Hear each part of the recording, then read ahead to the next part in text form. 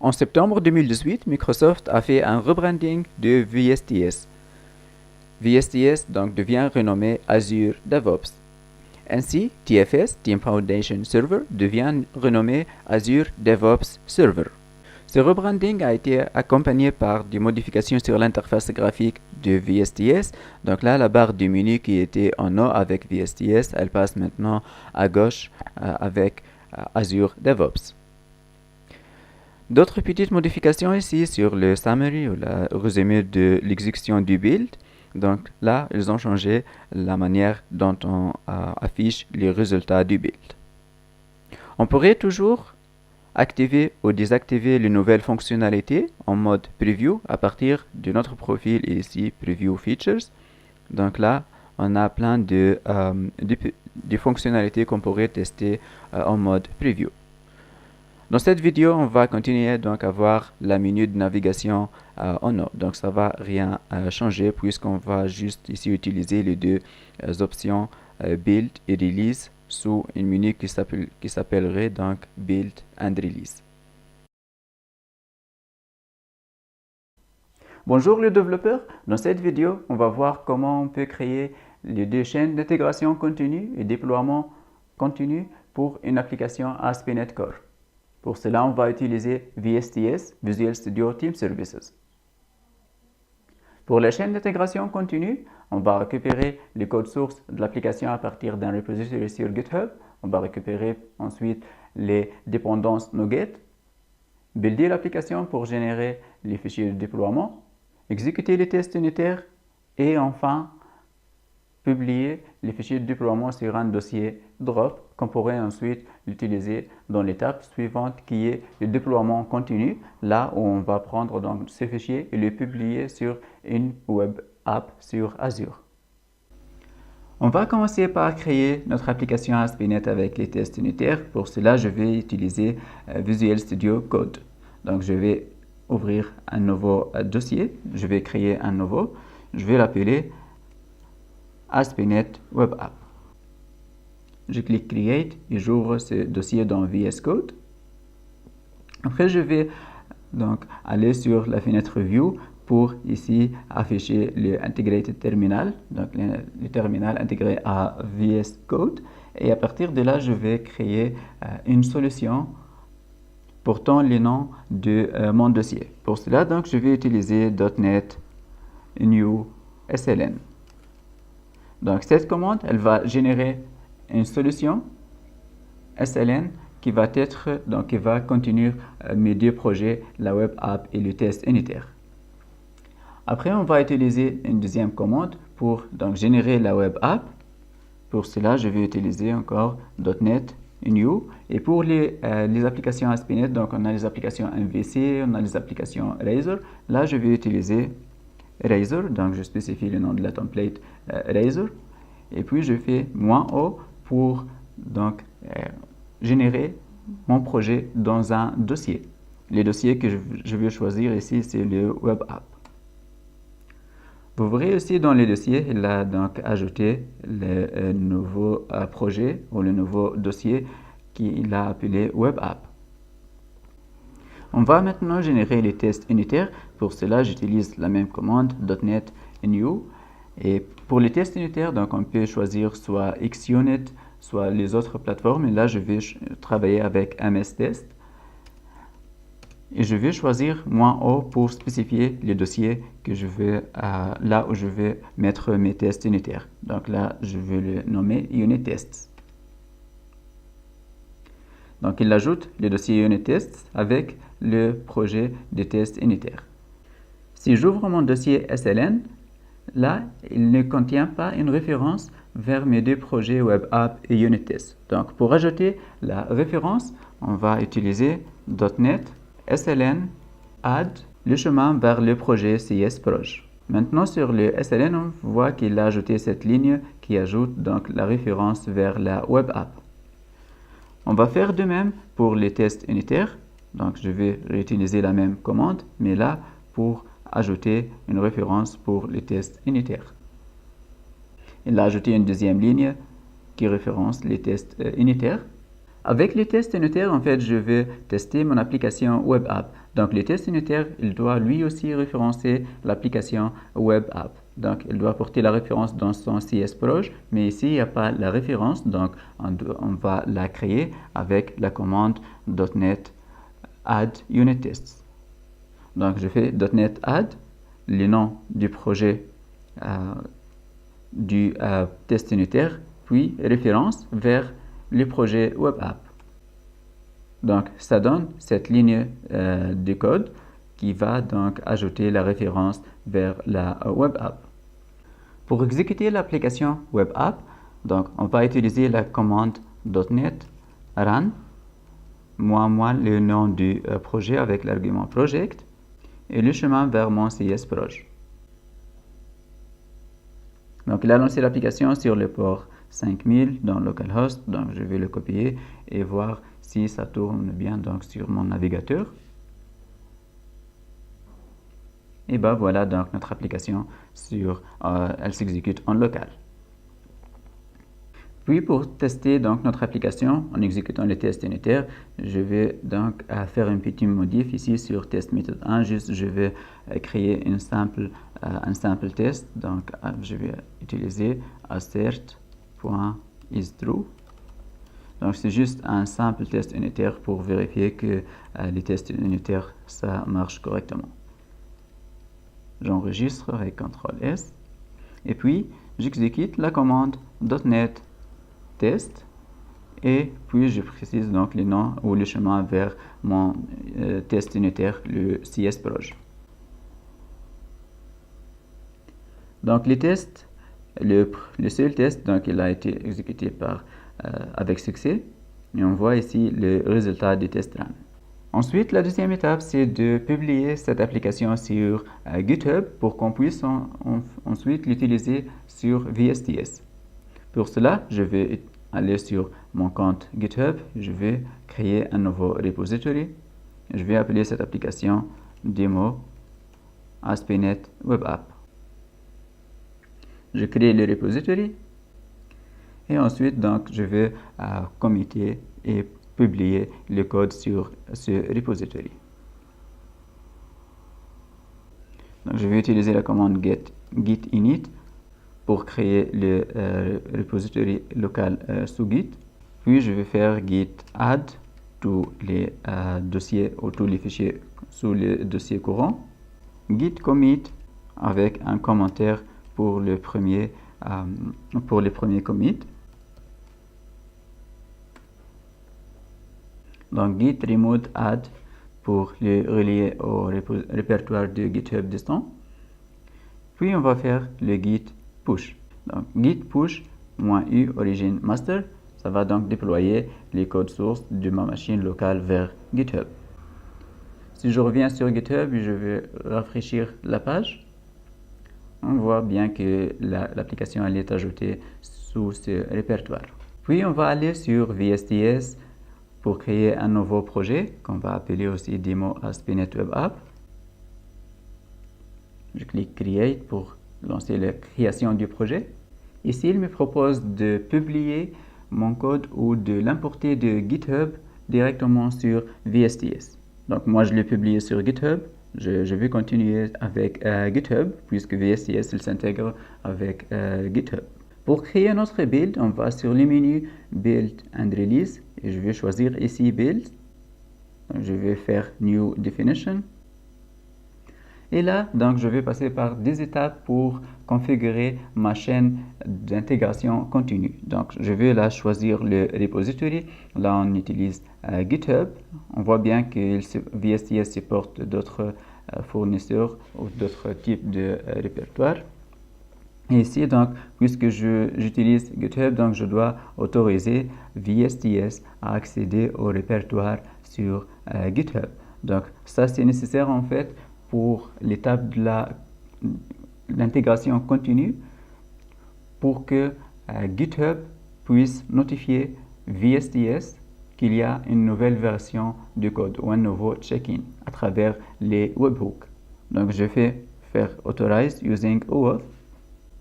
Et une fois ça a été fait, donc je dois ici choisir mon répertoire ou mon repository sur GitHub. Donc, je vais aller là et je vais taper le nom de mon application que je l'ai appelé démo-ASP.NET Web App. Je la sélectionne et après, donc je dois sélectionner la branche. Là, je n'ai qu'une seule branche, la branche principale master.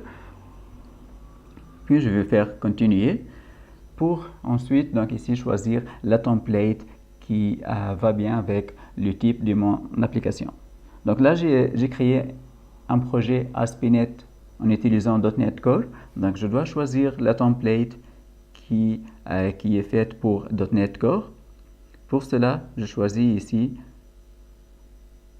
ASP.NET Core. Et ça, donc, elle a importé un template par défaut pour créer un build d'une application ASP.NET Core. Donc, on va commencer par spécifier ici dans Process, spécifier donc l'agent qui va être utilisé pour builder mon application ASP.NET Core. Donc, ASP.NET Core, elle peut tourner sur Windows ainsi que macOS et Linux. Donc, on peut choisir n'importe de ces trois machines. Moi, j'ai créé des machines privées, donc je vais sélectionner Windows 10 sur Azure pour créer mon build. Ensuite, on doit ici choisir la source. Donc, on a dit qu'on veut utiliser GitHub en choisissant le repository ASP.NET Web App. Donc, ça va pointer sur la branche master. Puis, dans phase 1, donc, on a la config qui était faite dans Process pour le choix de l'agent. Ensuite, donc, notre chaîne CI, elle va commencer par l'étape de restore. Donc, restore ici, ce qu'elle va faire, c'est qu'elle va essayer de récupérer toutes les dépendances de notre application. Ça inclut les packages NuGet. Donc, elle va les télécharger et les configurer dans mon application. La deuxième étape, c'est la tâche du build. Celle-ci, elle va exécuter la commande .NET Build qui est spécifiée ici pour générer le DLL pour mon application. Une troisième étape ici, c'est test. Donc, test ici, elle va exécuter les tests unitaires qui sont dans mon application. Donc, les tests unitaires ici, ils doivent avoir cette annotation. Donc, ils doivent avoir, dans le nom du projet de test unitaire, on doit avoir le mot test avec T majuscule.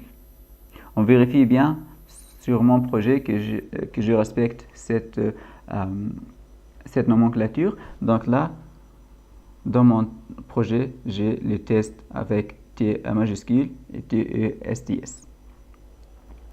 Sinon, si je ne respecte pas, donc je peux choisir le chemin direct vers mon projet de test. Ensuite, pour l'étape de Publish, donc une fois qu'on a généré le build et que les tests unitaires sont exécutés avec succès, on va exécuter .NET Publish pour créer le fichier de déploiement pour mon application ASP.NET Core. La dernière étape, c'est le Publish Artifact. Celle-ci, elle va prendre les fichiers de déploiement à partir du Publish et les publier sur un dossier Artifact qu'on pourrait récupérer ensuite pour l'étape de la Continuous Deployment, l'étape de la release. Je lance l'exécution de la build en allant sur Save and Queue. Et là, il me donne donc le nom de ma machine, comme j'ai dit. Donc, on peut utiliser Hosted VS 2017 aussi. Save and Queue pour lancer le déploiement. Et ici, on voit donc qu'il nous donne un lien pour donc suivre l'exécution et voir le output à partir de la console de l'exécution. Donc la première étape, c'est Initialize Job. Celle-ci, elle va préparer notre machine, puis Get Sources pour récupérer le code source à partir de GitHub et les cloner sur la machine locale. Puis elle va faire Restore pour donc récupérer les dépendances incluant le NuGet package. Puis l'étape de la build, là où il va utiliser .NET Build, afin de générer la DLL. L'étape de test, donc là, il va exécuter les tests unitaires en utilisant la commande .NET mstest. La dernière étape, c'est Publish Artifact, donc là où il va être publié sur le dossier drop. Et enfin, donc, il va libérer l'agent. Et on voit ici que l'exécution a été faite avec succès. Dans la menu test, on peut voir les résultats de l'exécution des tests unitaires. Et là, on voit bien que notre test a été exécuté avec succès. Notre dernière étape maintenant consiste à prendre le fichier généré pour le déploiement à partir de l'étape de Publish Artifact dans le dossier drop et les passer vers le pipeline de CD, le pipeline de release, afin qu'il puisse le déployer sur une web app sur Azure. Pour le faire, donc on va aller sur Build and Release et on va choisir Release. Et là, je crée une nouvelle définition. Et là, il commence par me demander quel template je vais utiliser. Donc, il y en a plusieurs. Là, je vais utiliser la template spécifique pour le déploiement sur une web app sur Azure. Donc, je vais choisir celle-là. Je nomme mon environnement le nom par défaut, je le laisse, OK. Et après, donc, je vais configurer le artefact donc, pour lui dire de prendre la DLL à partir de l'étape du build. Pour cela, ici, on a l'étape du build checkée par défaut. Sinon, on peut prendre les fichiers exécutables à partir de GitHub ou du Jenkins ou même de Docker Hub. Là, je vais choisir build. Donc, il a bien configuré le nom du projet qu'il va être associé à cette étape de CD. Puis, donc, on doit choisir la source, le build definition. Donc, je vais choisir ici le CI que j'ai créé. Puis, je vais cliquer sur Add. Donc, de cette façon-là, on a publié notre CD pour prendre le résultat du build et l'a publié sur mon site sur Azure. Pour faire en fait cette dernière étape, la publication sur Azure, je vais cliquer là et là donc je dois configurer mon inscription sur Azure. Donc pour cela, je vais aller sur ce menu déroulant. Donc j'ai relié tous mes comptes Azure là et je vais choisir celle-ci. Je vais faire Authorize pour donc donner le droit à VSTS de contacter Azure pour lui envoyer les DLL à publier. Je fais Next. Une fois l'étape de l'autorisation a été faite avec succès, maintenant je peux choisir le type de mon application qui est ici donc une web app. Donc je vais publier une web app sur Azure et là je dois choisir le nom de web app que je veux utiliser pour la publication. Là, je vais créer une nouvelle web app sur Azure au lieu d'utiliser l'une de ces trois web apps. Pour le faire, je vais aller sur mon compte sur Azure, je crée un nouveau ressource, je choisis web app et là, je donne un nom à mon application. On vérifie bien que ce nom de domaine il existe encore. Et là, donc, je vais pin to dashboard et je vais créer l'application ou le web app sur Azure. Une fois que le déploiement de la web app a été fait avec succès, donc je peux ici revenir sur VSTS. Donc je clique sur rafraîchir pour récupérer la nouvelle liste du web app. Et là, je choisis donc mon démo web app. Je clique sur enregistrer et puis donc j'aurai le bouton release qui va s'activer pour me permettre donc d'exécuter le déploiement sur la web app sur Azure. Donc je clique Create Release et là il me demande donc quelle version de build je vais utiliser. Donc je vais utiliser la dernière version. Je vais faire Create et là il me donne donc un lien pour faire le suivi de l'étape de la déploiement. Donc là il configure l'agent pour qu'il commence l'étape de déploiement. Donc, on peut suivre le log envoyé à partir de l'agent. Ici, donc, il a commencé à exécuter la première étape, Initialize Agent, pour configurer l'agent, Initialize Job, et ensuite, donc, Download Artifact. Donc, il va le télécharger à partir du dossier drop, créé dans l'étape du build, puis il va exécuter l'étape du déploiement sur Azure, donc là où il va contacter Azure pour lui envoyer les fichiers de déploiement. Une fois le déploiement était fait, ici on voit bien qu'il était fait avec succès. Donc maintenant on peut aller sur notre web app. Donc pour cela je vais revenir sur le portail Azure et je vais cliquer Browse pour ouvrir donc mon web app qui est maintenant hébergé sur une web app sur Azure au lieu de localhost. On a créé les deux chaînes de Continuous Integration et Continuous Deployment, mais à chaque fois que je vais lancer, je dois donc le faire à la main. Je dois cliquer sur le bouton Release ou sur les boutons Queue. On peut en fait automatiser tous ces process qui va commencer par un commit et un push de code sur GitHub. Et GitHub, il peut donc notifier VSTS qu'il a une nouvelle version. Et puis VSTS, il va lancer automatiquement l'étape du build. On peut le configurer facilement en allant sur le menu Triggers. Et ici, on a une option qui dit ici Enable Continuous Integration. Donc, on a juste à la cocher et celle-ci, donc, elle va faire toute la magie pour lancer le pipeline de Continuous Integration automatiquement à partir d'un push sur GitHub. Donc, je vais faire ici Save.